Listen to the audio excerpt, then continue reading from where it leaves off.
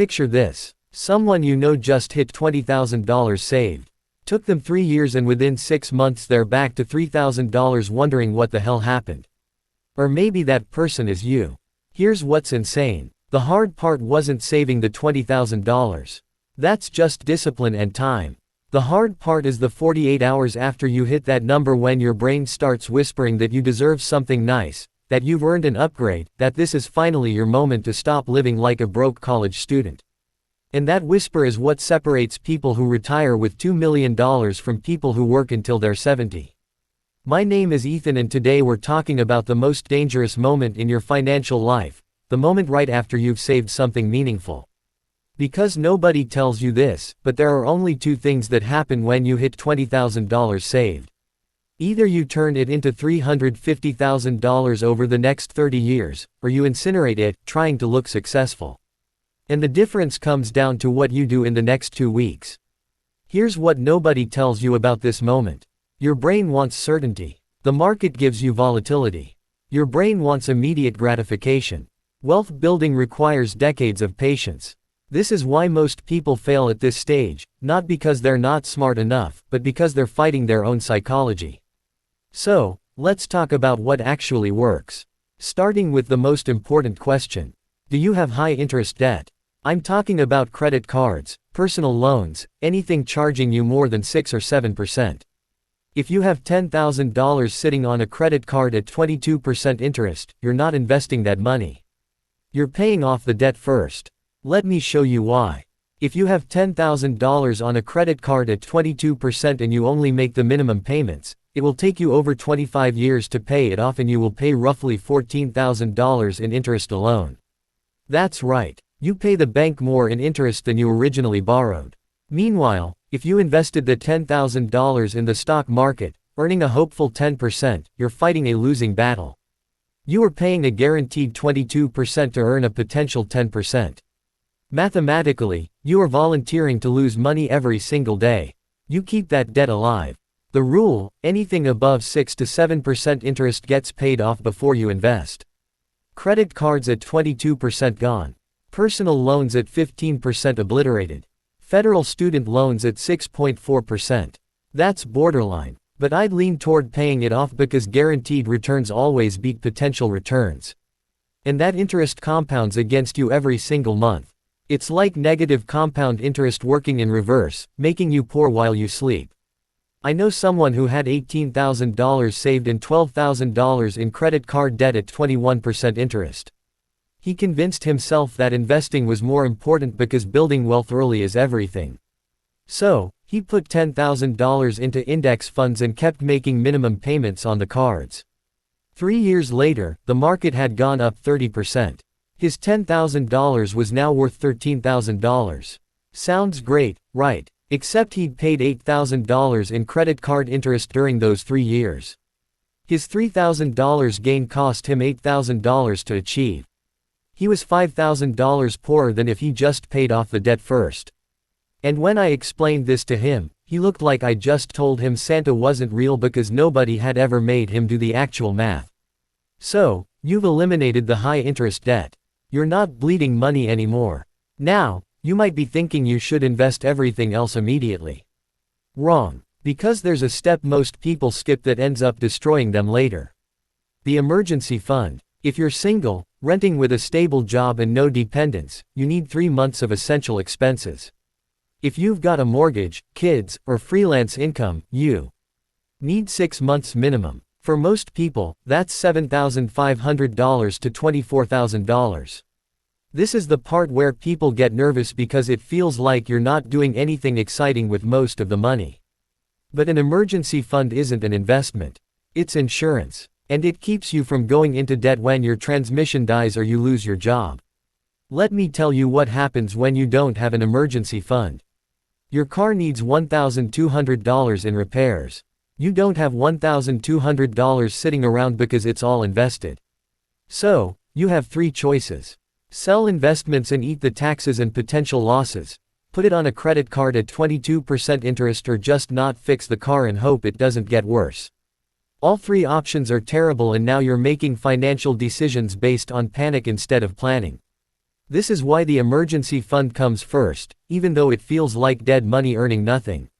It's not earning nothing. It's earning peace of mind, which is the only thing that lets you stay invested when the market drops 30%.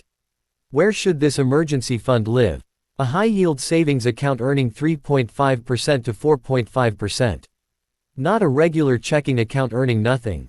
Not the stock market, just a boring FDIC insured high-yield savings account. Pi Bank is paying 4.6%. Marcus and Ali are around 3.3% to 3.65%. Okay, so you've paid off high-interest debt. You've got your emergency fund set. And now you've got between $5,000 and $10,000 left. This is where actual wealth building starts. Priority number 1, max out a Roth IRA for 2026. The contribution limit is likely $7,000 to $7,500. Check the IRS website for the exact inflation adjustment. If you're under 50 and make less than the income limit, you can contribute the full amount. This is the single best financial move you can make. Here's why. Everything that grows inside a Roth IRA is tax-free forever. Not tax-deferred, tax-free. If you're 25 and you put $7,500 into a Roth IRA today and it grows at 10% per year by age 65, that $7,500 will be worth about $339,000. You won't pay taxes on that $331,500 in gains. If that money was in a taxable account, you'd owe $50,000 to $65,000 in capital gains taxes. You're locking in today's tax rate on the seed and getting tomorrow's tree completely tax-free. Okay, you've opened the Roth IRA and funded it with $7,500. You're staring at your account balance. Now, what? This is where people panic and start researching stocks or asking Reddit which companies are about to explode. Stop. Close Reddit. You're about to do something so boring and so effective that it feels like cheating. Inside that Roth IRA, buy a broad index fund. VO tracks the S&P 500 with a 0.03% expense ratio. VTI tracks the entire US stock market, also 0.03%. The S&P 500 has returned about 10% per year on average for the past century. Over any 20-year period, it's never produced a negative real return. And before you ask, no, you don't need to research individual stocks. You're not going to find the next Apple by reading quarterly reports at midnight. You know who finds the next Apple?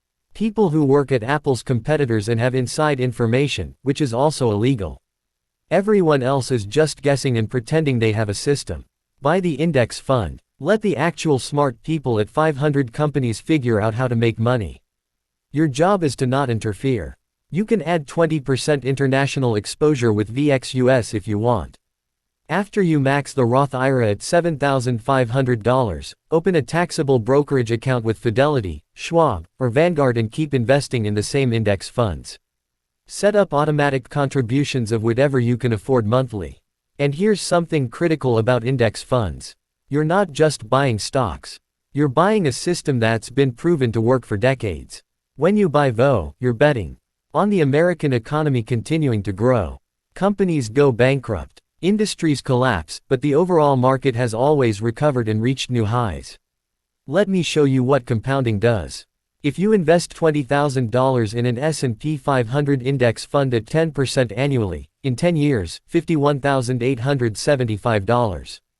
In 20 years, $134,550. In 30 years, $348,988. You turn $20,000 into almost $350,000 by doing nothing for 3 decades. But if you invest the $20,000 and add $500 per month, after 30 years at 10% you'll have over $1.5 million. You contribute $200,000 total. Your money earns $13 million in gains. Your money earns 6.5 times what you put in. Let me put that in perspective. At the 4% safe withdrawal rate, that $1.5 million means $60,000 per year. You can pull out forever without touching the principal. That's a full salary. From doing nothing except making one smart decision today and then repeating it monthly for 3 decades. While your friends are stressing about whether they can retire, you're deciding whether to retire at 55 or 50. And here's the cost of waiting. Invest $20,000 today for 30 years at 10%. You get $348,988. Wait 5 years and invest that same $20,000. After 25 years, you'll have $216,694. That 5-year delay cost you $132,294. That's not just money. That's 4 years and 4 months of your working life. Like, imagine telling your 60-year-old self that they have to work 4 extra years because your 25-year-old self waited 5 years to start investing. That's what procrastination actually costs. Not money, time. Now I know what just happened. I showed you those compound interest numbers and your brain immediately started looking for ways to juice those returns even higher. Stop. This is where people destroy themselves. They see the S&P 500 near all-time highs and think surely it has to come down soon. So, they'll wait for a crash. Here's why that's terrible. The market spends most of its time at or near all-time highs because it trends upward. If you only invested when the market wasn't at all-time highs, you'd be sitting on the sidelines most of the time. There's actually a famous study about this. Researchers looked at the worst possible market timer in history. Someone who invested $2,000 per year into the S&P 500, but only invested at the absolute worst times right before every major crash from 1970 to 2013, the worst market timer ever. And you know what happened? They still ended up with over $1.1 million. Because even though they bought at the worst possible times, they stayed invested and let time do the work. Meanwhile, the person sitting on the sidelines waiting for the perfect moment ended up with nothing. Time in the market beats timing the market every single time. Now, let's talk about what not to do. Do not try to time the market. J.P. Morgan found that if you invested $10,000 and stayed fully invested from 1993 to 2013, you'd have $97,700. If you missed just the 10 best days over those 20 years, you'd have $49,000. The missing 10 days out of 5,000 trading days cut returns in half. Most of the best days happen right after the worst days when everyone is panicking. Like when you sit on the sidelines waiting for the perfect time, you miss the recovery. Do not day trade. Do not buy individual stocks unless you understand the business and plan to hold for years. 90% of day traders lose money. The average active trader underperforms the index by 6.5% per year. Do not invest in things you don't understand. If someone pitches whole life insurance as an investment, run. MLM opportunity, run faster. Stock tip. That random crypto coin your Uber driver told you about, ignore it. And here's the thing about day trading that nobody mentions. 90% of day traders lose money, which is honestly impressive when you think about it. The stock market goes up. Over time, doing nothing would make you money. You have to actively try to lose money in a rising market. And yet, 90% of day traders find a way. They're like people entering a building through the window while the door is wide open.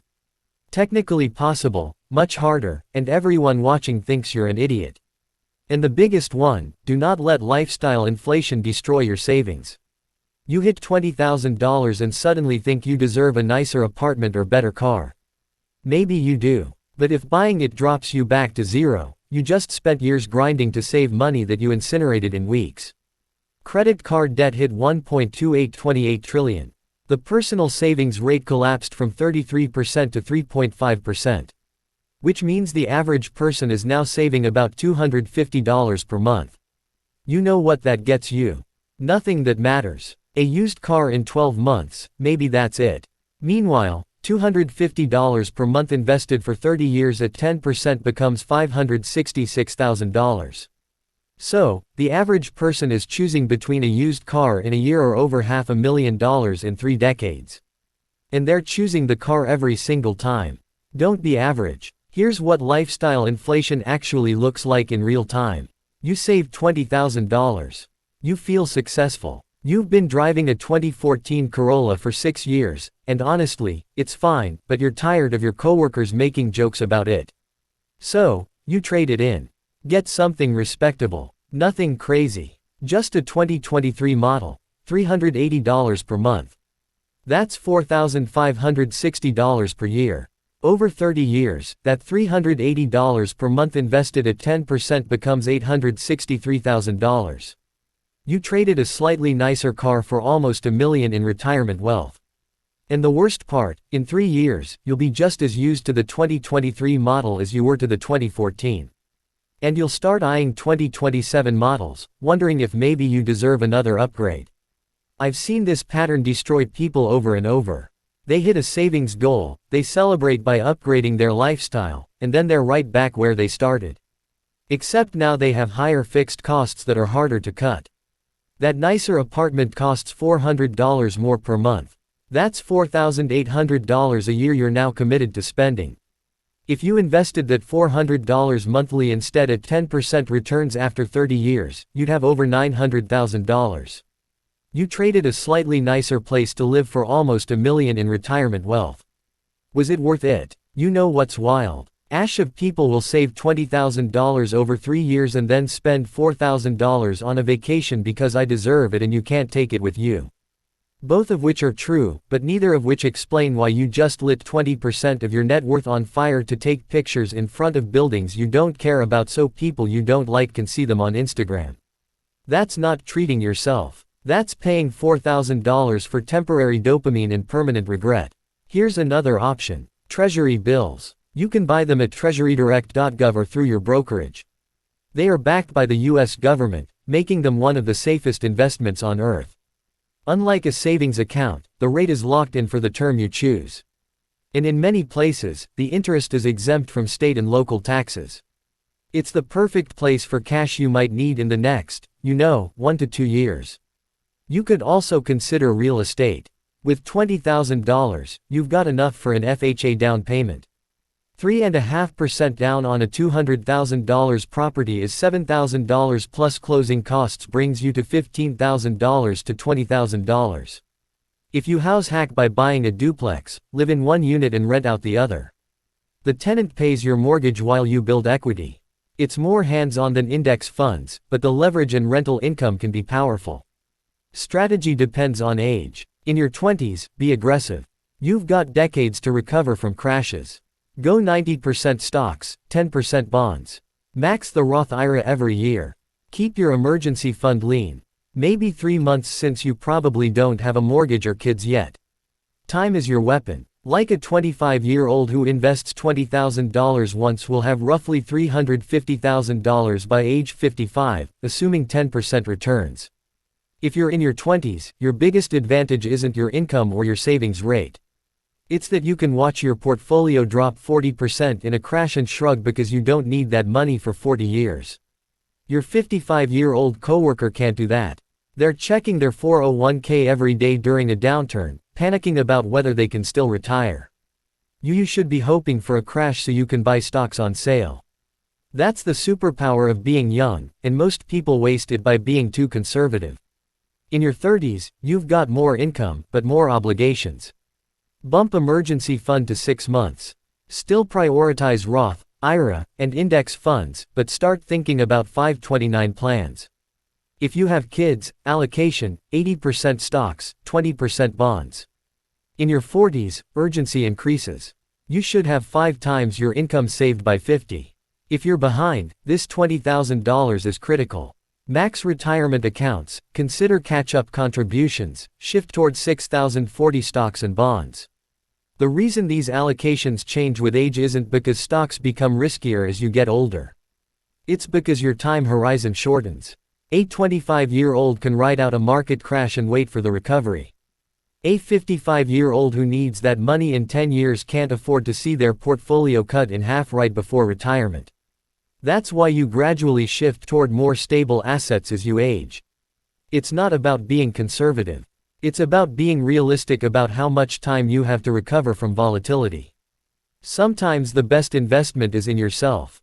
If a certification could increase your income by $10,000 to $30,000 per year, Amar spending $500 to $2,000 on it might beat any stock market return. A Google Cloud certification costs roughly $200 and can open doors to 6-figure jobs. A WS certification costs $300 and average salaries often exceed $130,000. These aren't expenses, they're investments with massive returns. Just make sure you're investing in skills with real market demand. So, here's the framework. If you've got $20,000 saved, first pay off any debt over 7%. That's a guaranteed return. Second, build an emergency fund of $10,000 to $15,000 in a high-yield savings account earning 4% plus. Third, max your Roth IRA at $7,500 and buy a total market index fund like VTI or VO. Fourth, put anything left into a taxable brokerage in the same funds or into I-bonds for safety. Then set up automatic monthly contributions and never stop. That's it. It's not sexy. It's not complicated. It doesn't involve researching stocks or following crypto Twitter. What works is buying boring index funds consistently, keeping costs low, avoiding stupid mistakes, and letting time do the work. Remember what I said at the beginning. There are only two paths from $20,000. One leads to $350,000. One leads back to zero with a nicer car. The difference isn't luck. It's not income. It's not timing. It's whether you can do something boring and effective instead of something exciting and destructive. Your $20,000 is a test. Can you be boring for 3 decades while everyone around you tries to be clever? Can you drive the paid-off Corolla while your coworker finances a BMW? Can you keep buying index funds when they're down 30% and everyone's saying the market is broken? Because that's what this actually takes. Not intelligence, not secret knowledge, just the ability to follow a simple plan without getting distracted by shiny objects or scared by temporary losses. The people who build wealth aren't smarter than you. They're just more boring. They do the same thing every month for 30 years while everyone else chases returns and picks stocks and tries to time markets and switches strategies every time something doesn't work immediately. Be boring. Get wealthy. Everything else is noise. Open the Roth IRA. Buy the index fund. Set up the automatic contributions. And then go live your life while compound interest is what it's been doing for a century. Quietly making patient, boring people wealthy while everyone else stays broke trying to be interesting.